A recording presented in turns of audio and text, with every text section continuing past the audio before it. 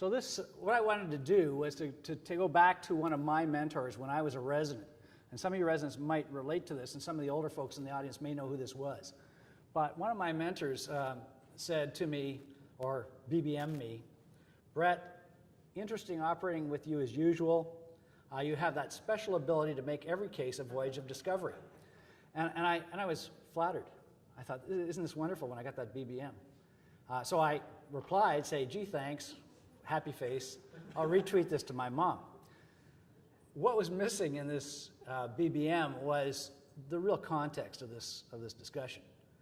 I was standing face to face with this surgeon over a case, which I hadn't done very well, when they said this. And other people in the room probably took it as some sort of a compliment. I don't know, because he seemed to be smiling, but it was very clear in the context that I wasn't doing very well and that I probably shouldn't retweet this to my mom. So in interpersonal communications, and this is where I think the problem lies with the digital age, is that it's a two-way street.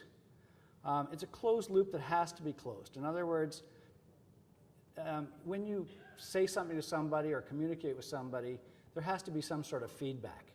And the feedback is important, particularly in single-channel methods.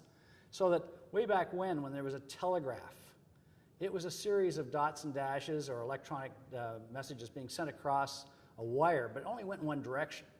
And you had to wait till a special key was hit at the other end to say acknowledged and understood.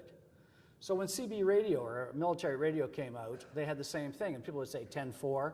10-4, 10 meant received, 4 meant understood. When we wrote letters, we had to wait and wait, because it's a single channel media, and we had to wait and wait for a reply. But now that we have the internet, we don't have to wait quite so long, but we still have to have received and understood.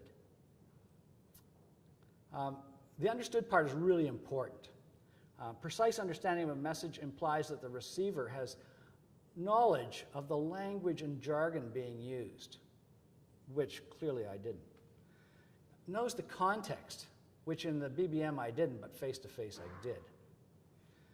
And the nuance, the importance or emotion associated with the message that's being sent, if you want to do personal communication. And to avoid understanding, the sender, not the receiver, has to get feedback that the understanding criteria have been met. In other words, the loop has been closed. Multi-channel communication allows for some of this understanding criteria to be expressed back and forth. And so multi-channel allows you to talk, two people talk at the same time, like a telephone, or piles of information can go in one direction, not just a single stream. The telephone was a great invention because you could hear both intonation and volume and can imply emotion or apply importance. Face-to-face, or indeed now FaceTime perhaps, allows this volume and emotion as well as the ability to read facial expression. The other issue that I think that we have to worry about is privacy. And I'm not going to spend very long because I've only got 5 minutes. But if you want to have private conversation that's important, that's personal, face-to-face is probably the way to do it.